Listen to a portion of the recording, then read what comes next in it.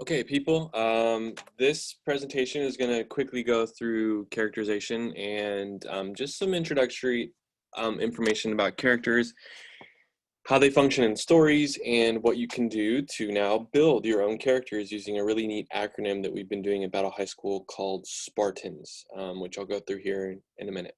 I hope you enjoy the Halloween-themed slideshow that I put together. So here we go. Characterization, how to build complete characters in your own stories. As a reminder, here's what we've done so far with the story assignment, with the narrative blended writing assignment, and then here's where we're going today. You've already been assigned a few weeks ago the assignment. We talked about the prompts, and we went through brainstorming sessions. We did story shaping, which you turned in last week, giving a general idea for the plot of your story. Today, we're going to really dive into that story idea. And one of the first and best ways to do that is to actually develop characters, because characters, I believe, are what make stories interesting. So today you're going to begin the process of developing primary and possibly secondary characters in your story idea. So here's a quote that I wanted to share that might kind of guide us down the path of characters and why spend time on characters so early in the process. And this author and short story and more intensely a novelist says, "I'm not interested in plots. I'm only interested, sorry, that's a typo there. I'm interested only in the characterization of people and what they do." So according to this author, it's really not the plot that makes the story interesting. It is the characters within that plot that we latch onto, that we're interested in. We want to follow characters. We don't necessarily want to follow the plot that they're involved in. And one of my favorite authors ever writes this: when talking about characters and the importance of characters, I just wanted to give you a tip that I agree with him. He says every character should want something, even if it's a glass of water. And what he's getting at here, and what Kurt Vonnegut was famous for, was writing in a way that was really tight. Every character and everything they do should be for a purpose. If you have a character saying a line of dialogue, there should be a reason for that. If you have a character moving from one spot to another, there should be a reason for that. If you're introducing a character or bringing new characters into your story, they should have some kind of an impact on what happens.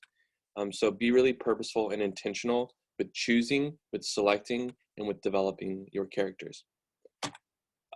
So I'm going to break down a really cool method for building up your characters from the ground up with an acronym called SPARTANS.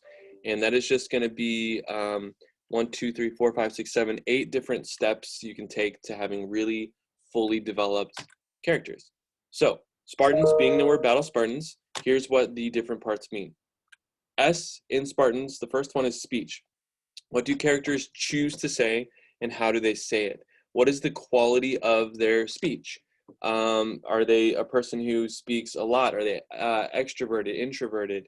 Do they have some kind of a twang? What is the language they use? So character speech and the words they say out loud is actually going to be something very much to consider. P would be possessions. This is what the character owns. And then think about whatever they own, why might this be important? The things that they actually possess are going to have an impact on the character. Now, these possessions can be physical things, or they can be symbolic things. So a possession could be power. I possess power, or I don't possess power. Appearance. Generally, whenever I have young writers do short stories, I would say they focus a little bit too much on appearance and the way people look whenever designing characters. However, if you're going to focus on the appearance of your character, try to think about whether or not their physical attributes are significant and actually change the character itself. So if they're a character and they have some sort of deformity, is that going to impact their character? Maybe they are a character who has some kind of a scar on their face, and that's going to impact the way that people think about them. R, reactions to. How do characters react to the conflict in their environment? So this is a chance for you to talk about the way that characters behave. What is their temperament? Are they a person who's calm, collected? Do they get angry quickly? Do they not care about things? Next is thoughts and feelings. So unlike speech and unlike reactions and the actions of your character, thoughts and feelings are going to be things that are happening internally. This can be different than the speech, reactions, and actions that they're going to do outwardly. Sometimes characters think and feel one way, but then they actually act and say something completely different than that. So that is one thing that makes characters super interesting, especially as a reader. We can get in characters' heads, and we can read about what they're thinking and feeling. Maybe they act in a totally opposite way. Actions. What do characters actually do in their story? So what are like the step-by-step behaviors, their outward, their outward behavior in the story, and how does that impact your plot? So this is going to be a big part of characters as you move through your story. So whenever designing your characters, think about the big things you want them to do. Name. What's their name? What's in a name? This should be something that is significant, and I want you to be careful and very selective about choosing your character's name. Don't just call them Johnny because you can't think of anything else. For example, I always talk about the Hunger Games whenever I teach Spartans. The main character's name is Katniss, and that's, she goes by Kat sometimes. But Katniss is actually a plant that is native to District 12 in the story. So Katniss is a plant that grows sort of on the edge of the District 12, so sort of on the perimeter, much like Katniss might be in her society, on the perimeter of the story and on the edge and pushing the boundaries. Pita in the Hunger Games. What is pita? It's a type of bread. What does pita do? He's a baker. He's a bread baker. And so that's silly, but a lot of people say that that's why his name is Pita. So think about your name wisely and try to give it some significance. Last is someone says. This is an interesting one and kind of hard sometimes, but whenever you're designing characters, what do other characters say or feel about your character? What do other people do in reaction to the character that you're designing? This is something that is completely out of their control as characters, and it really adds some complexity. So your goal, long-term goal for today, is to take a character that you have designed in your story, at least one's fine, you can do more if you want to, and I want you to fully flesh out the speech, possessions, appearance, reactions, thoughts, feelings, actions, name, and the someone says about them aspects of that character. Cool. So as we dive deeper into characters and look more about them, you might consider a couple of other things. Do you want to focus on your primary, your secondary, or your tertiary characters? Here's what I mean by that. Primary, if you're focusing on your primary characters, these are sort of your main characters, the characters that dominate your plot, the characters who most of the action and conflict is happening revolving around them. They're in a majority of the scenes of your story, and sometimes they're the character whose perspective we're reading from. Secondary characters are there, and they sort of come and go, though. They do have an influence. It might be small, but they're in multiple scenes, and they come and then they go depending on what's happening to the primary character. Tertiary characters are very, very small. Sometimes they only appear once for a momentary part of the story, and then they leave. But tertiary characters have a reason for showing up. They just don't randomly appear in the story. Tertiary characters need to be introduced for a very specific reason, even if it's just to get a glass of water. And then last thing, as you continue building your characters, do you want for them to be dynamic or do you want for them to be static? So by that I mean, dynamic characters change, they evolve, they grow over the story. They can devolve too, meaning that they can become worse over the course of the story. But either way, dynamic characters change. They start in one place and they end in a totally different place in terms of who they are. So this change, most importantly, comes with a purpose. There's a reason for the change. It's not random. And then static.